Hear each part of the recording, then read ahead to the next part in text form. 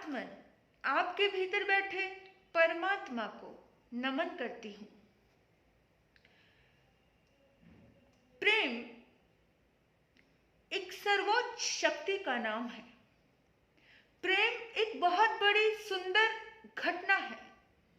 जब ये घटना घटती है तब व्यक्ति प्रभु सम हो जाता है। कहते हैं,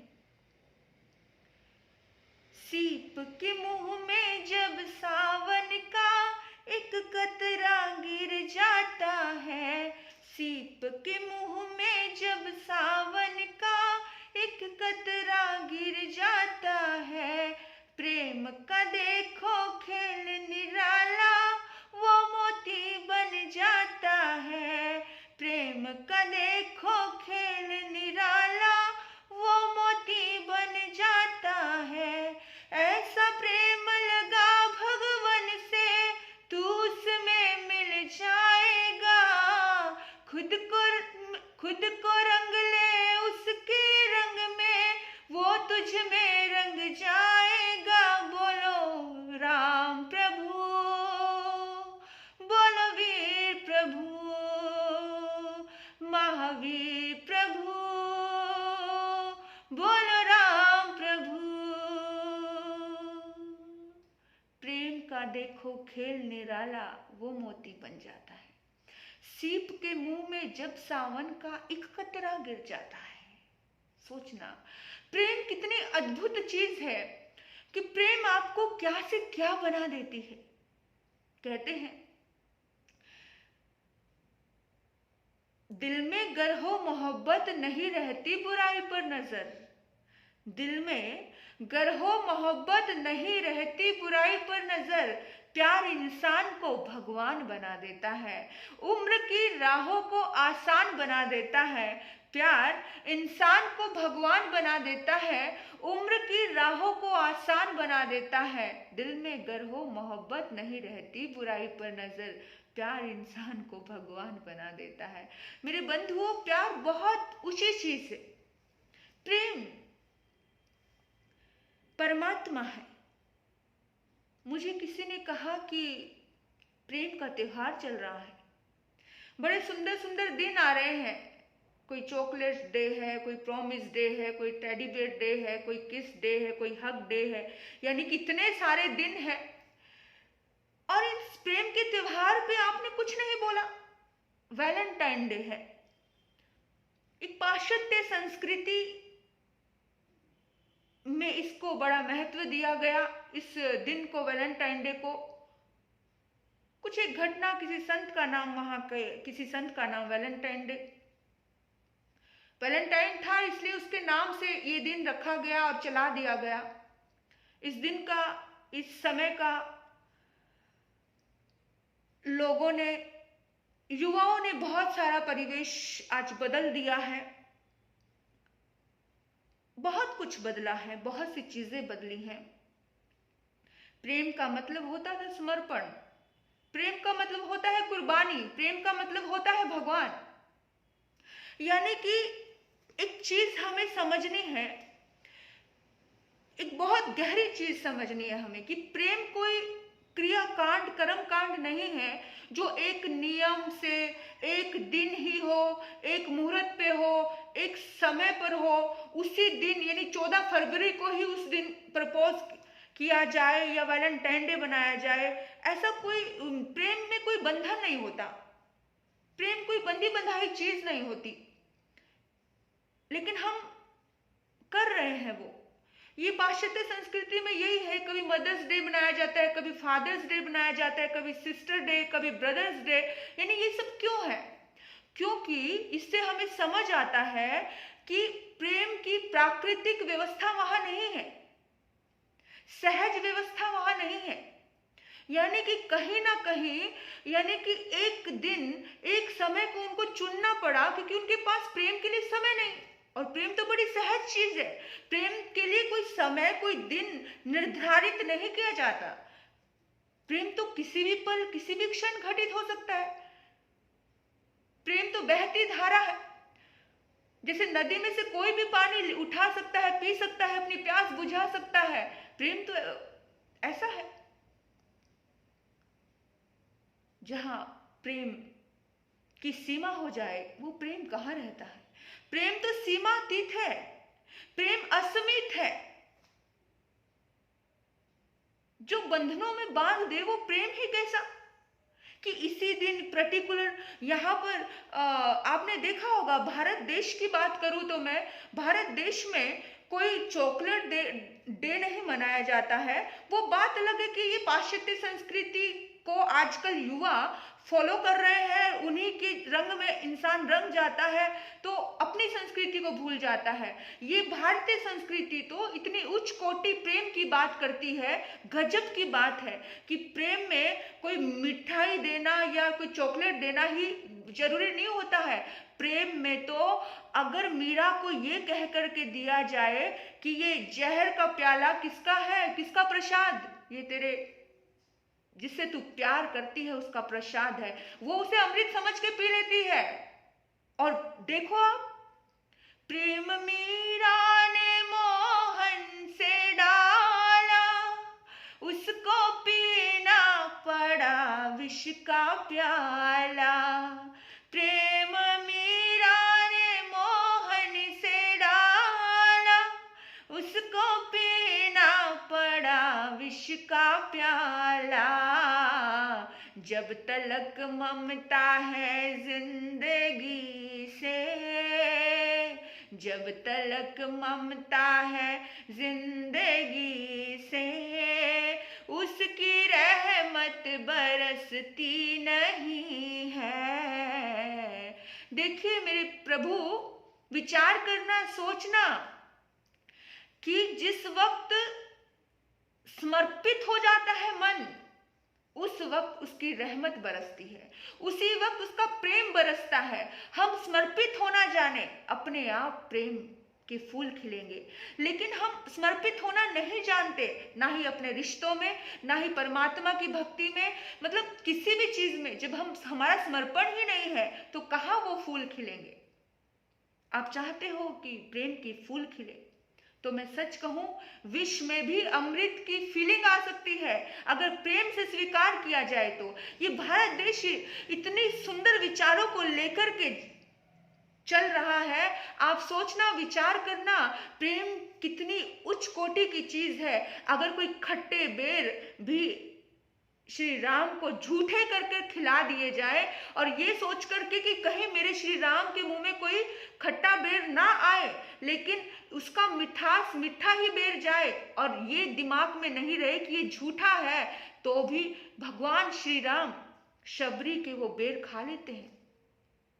प्रेम में झूठा, छोटा बड़ा, ऊंचा नीचा कुछ भी नहीं होता, कुछ भी नहीं होता। प्रेम बहुत ऊंची चीज है।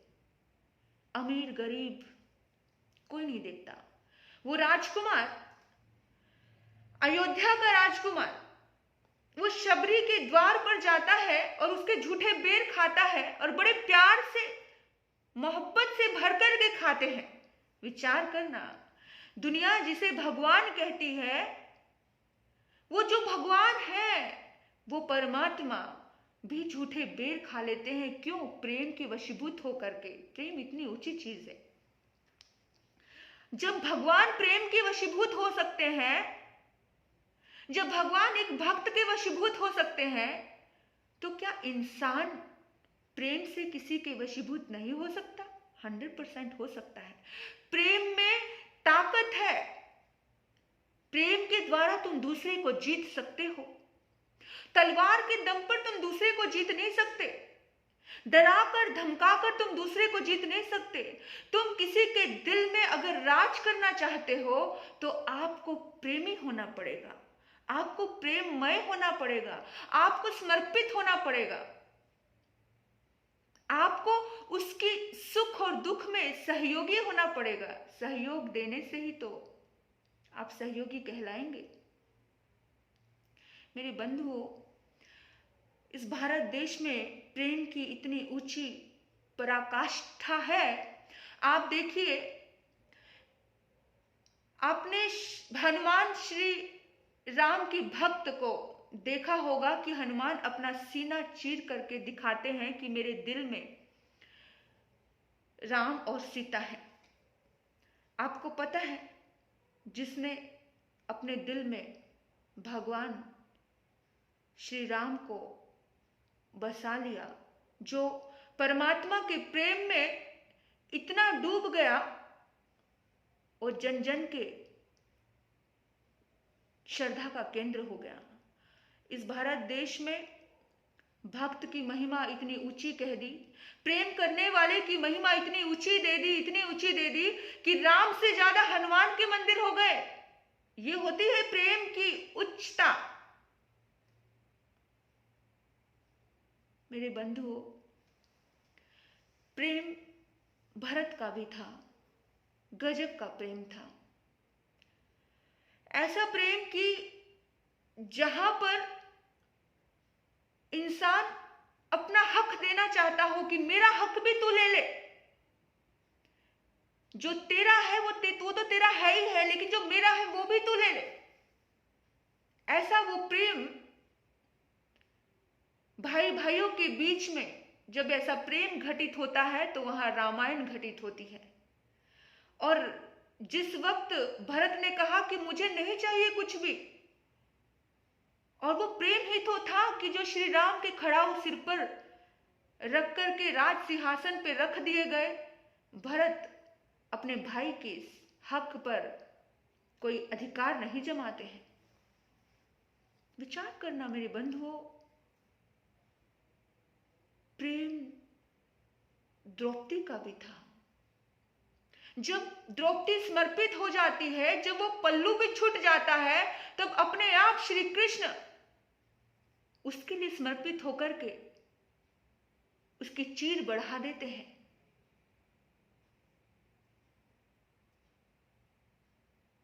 प्रेम तो राधा का भी था। कहते हैं श्री कृष्ण से पूछा कि राधा ने कि प्रेम का क्या मतलब होता है, तो उस वक्त श्री कृष्ण कहते हैं, राधे, जिसमें मतलब हो वो प्रेम ही कहाँ होता है।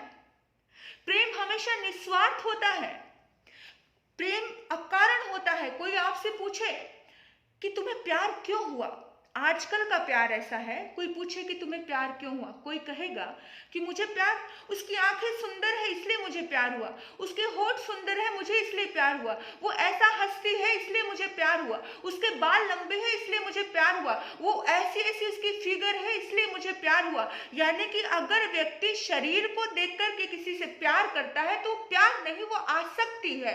लेकिन अगर किसी के बाहर के परिवेश को देख करके कोई प्रेम की बात कर रहा है कि इसलिए मुझे प्यार हुआ, उसके पास ये है, इसके पास वो है, इसलिए मुझे प्यार हुआ, नहीं, वो प्रेम नहीं। वो तो मतलब कारण है। जिस दिन वो कारण खो गया उस दिन आपका प्यार खो गया। वो क्या प्यार है? स्वार्थ है। और जहां स्वार्थ है वहां पर प्यार होता ही नहीं। हाँ, आप किसी से प्रेम करो और आपको लगे कि ये प्यार है, तो अपने आप से पूछना, अपने आप से प्रश्न करना कि मुझे प्यार क्यों है। और जब आपको कोई कारण नजर ना आए कि मुझे नहीं पता क्यों है, मुझे कारण ही नहीं मालूम, तो समझना प्यार है। कि मतलब जहां होता है वहां पर प्यार होता ही नहीं। मेरे सहयोगी बनेंगे, मेरे साथी बनेंगे, मुझे काम आएंगे, मेरी हेल्प करेंगे, यानी किसी वजह से, किसी कारण से प्रेम है, तो समझो वो प्रेम कहाँ है, वो तो स्वार्थ हुआ। और आजकल यही चल रहा है। आज कोई खूबसूरत दिख रही है, खूबसूरत दिख रहा है, आज तुम्हें प्यार है, कल को अगर बीमारी का एक थप्पड़ उसके ऊपर पड़ा और वो बदसूरत हो गया या वो बदसूरत हो गई, मतलब तुम्हारा प्रेम रफू चक्कर हो गया।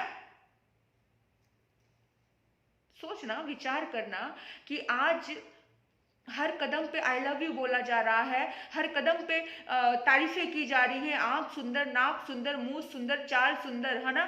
क्या केवल इन्हीं वजह से यही बातें प्रेममय होती है, यही सब प्यार है? मेरे बंधुओं, प्रेम तो ऐसी चीज होती है कि दुर्योधन के 36 प्रकार के पकवान छोड़कर द्वारिकाधीश विदुर के यहाँ साग खाने चले जाते हैं। और देखना, विदुर की पत्नी इतनी भक्ति में भाव विभोर हो जाती है, इतनी प्रेम में भाव विभोर हो जाती है कि वो केले देती है, केले खिलाने की कोशिश करती है, लेकिन केले के छिलके खिलाने लगती है और फली फेंक देती है।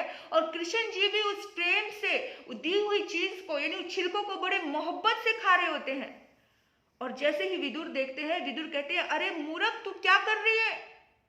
और एकदम उसकी तंद्रा टूटी। उसने कहा, ओ माय गॉड, मैंने द्वारिकाधीश को मैंने केले के छिलके खिला दिए, माफ करना प्रभु, माफ करना। और वो फली देने लगी। तब द्वारिकाधीश कहते हैं कि विदुर, जो मजा उन केलों के छिलकों में आ रहा था, जो प्रेम उन केलों के छिलकों में था, वो प्रेम अब इस फली में नहीं लग रहा है। ऐसा होता है प्रेम। प्रेम में आपको कोई कुछ भी दे दे, वो स्वीकार होता है। प्रेम ऐसा है, तेरे फूलों से भी प्यार, तेरे कांटों से भी प्यार, जो भी देना चाहे दे दे सरकार, दुनिया के तारनहार। मुझे दोनों है पसंद तेरी, धूप और छाव मालिक, जिस भी दिशा में ले चल, जिंदगी की नाव दाता, जिंदगी की नाव प्रभुवर, जिंदगी की नाव मालिक, जिंदगी की नाव।